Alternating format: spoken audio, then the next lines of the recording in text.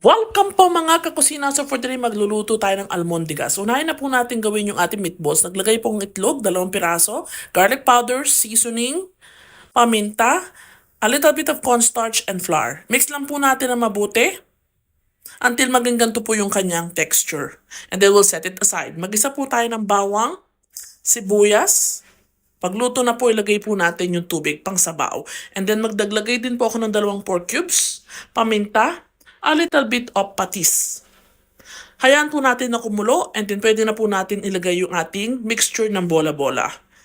So makikita nyo po na lulutang po yan pag luto na sila, yung mga bola-bola. So ilagay ko na po lahat and then after nyan, pag lumulutang na po, luto na, lagay ko na po yung patola at miswa. So sandali lang po itong maluto, haluin nyo lang po ng bahagya para hindi magdikit-dikit yung miswa.